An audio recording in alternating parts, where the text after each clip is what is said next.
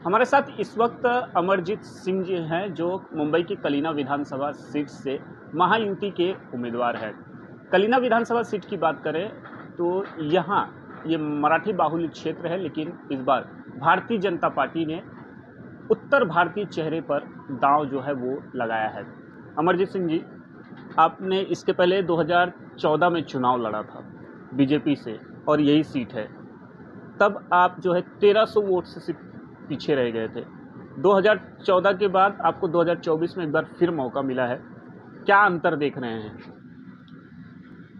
2014 में जब मैं चुनाव लड़ा था तो उस समय यहाँ पे 3 हिंदी भाषी प्रत्याशी थे।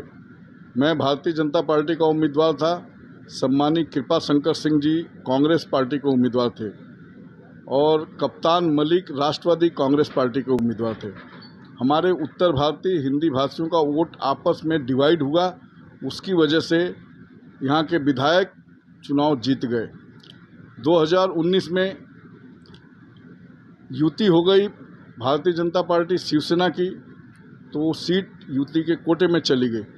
2024 में अभी मुझे फिर से पार्टी ने महायुति का यहाँ पे उम्मीदवार बनाया है और निश्चित मेरे को भारी भरकम वोटों से जीतने की उम्मीद दिख रही है। ये सीट आरपीआई के कोटे में गई है और आप भारतीय जनता पार्टी से आरपीआई के इस कोटे से जो है चुनाव लड़ रहे हैं। क्या कुछ समीकरण नज़र आ रहा है? जनता के बीच जा रहे हैं, किस तरह से लोगों का समर्थन मिल रहा है? आरपीआई कोटे की सीट मेरे को मिलने से भी मुझे बहुत बड़ा फायदा दिख रहा है, क्योंकि इस विधानसभा में बौद्ध समाज के बड़ी मात्रा में लोग रहते हैं और अब उनका ये निजी और उनका अब ये दायित्व हो गया है कि इस सीट से बौद्ध समाज के लोग आरपीआई कोटे के होने के कारण मुझे यहाँ से चुन के दें।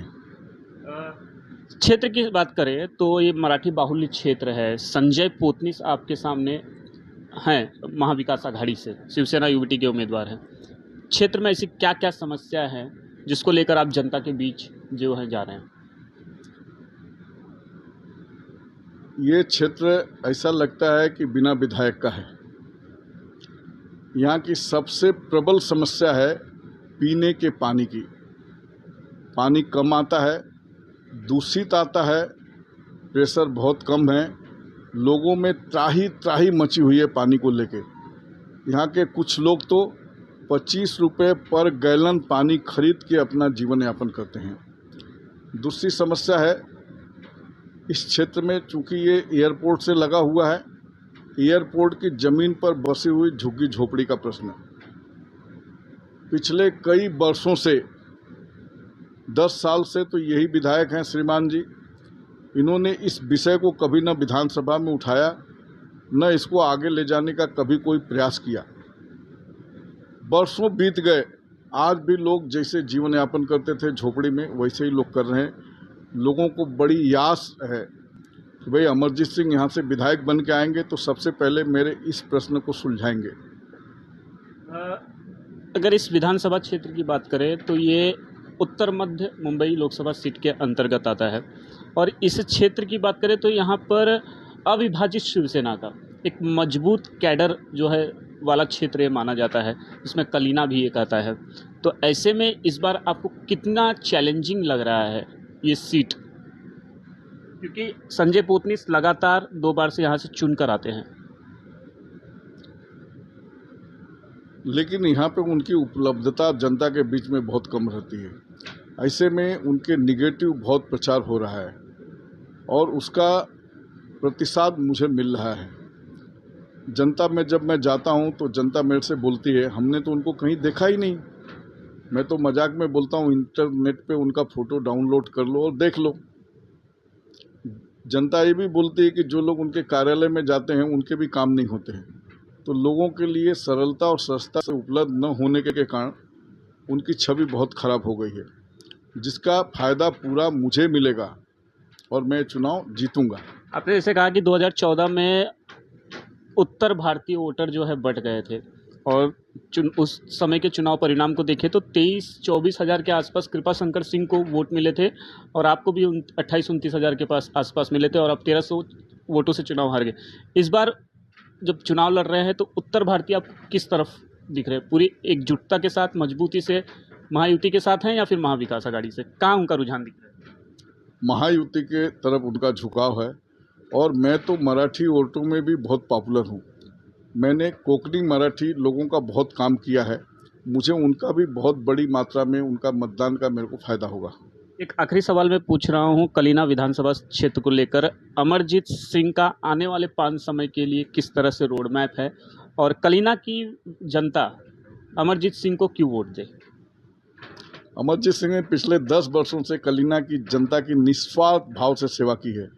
यहाँ की समस्याओं को मैंने सरकार के पास ले जाने तक का प्रयास किया है। जो भी समस्याएं हैं, चाहे पानी की समस्या हुई या एयरपोर्ट की झोलपट्टी की समस्या हुई, ट्रैफिक की बहुत बड़ी समस्या है। मिलिट्री कैंप से लेके और पूरा वाकुला सिग्नल तक हमेशा ट्रैफिक से भरा रहता है। उस साइड में न्यू मिल रोड से लेके भाभा हॉस्पिटल तक, एनएम रोड तक पूरा एकदम ट्रैफिक से भरा रहता है। अगर कोई महिला का डिलीवरी होने वाला है, कोई व्यक्ति बीमार है, कोई मरीज है, उसको अस्पताल ले जाने के लिए बहुत लोगों को दिक्कत होती है। ऐसे में मेरी प्राथमिकता होगी कि इस सब समस्याओं से मैं इस कलीना विधानसभा के लोगों को निदान दिलाऊं। यहाँ के बहुत सारे युवा नौजवान ड्रग्स की लत में फंस गए हैं, तो मेरा एक ये भी सोच है कि drugs free Kalina, clean Kalina और ग्रीन कलीना, यहाँ पे विगत कई वर्षों से कोई बड़ा 500 बेड के अस्पताल के लिए किसी ने कोई प्रयास नहीं किया। 2 अस्पताल जो हैं सरकारी, एक भाभा हॉस्पिटल इस विधानसभा के बाउंड्री पे, दूसरे बाउंड्री पे वीएन देसाई अस्पताल, जहाँ पे एकदम पुरानी जर्जर मशीनें पड़ी हुई हैं, स्टाफ भी नहीं है और वहाँ पे आज बहुत रिक्वायरमेंट है इस क्षेत्र की जनता की सेवा के लिए कि यहाँ पे सरकारी जगह पे एक 500 बेड का अस्पताल बनाया जाए। शुक्रिया हमसे बातचीत करने के लिए। कैमरामैन अंचल सिंह के साथ राहुल पांडे, न्यूज़ 24 मुंबई। नमस्कार, मैं हूं मानक गुप्ता।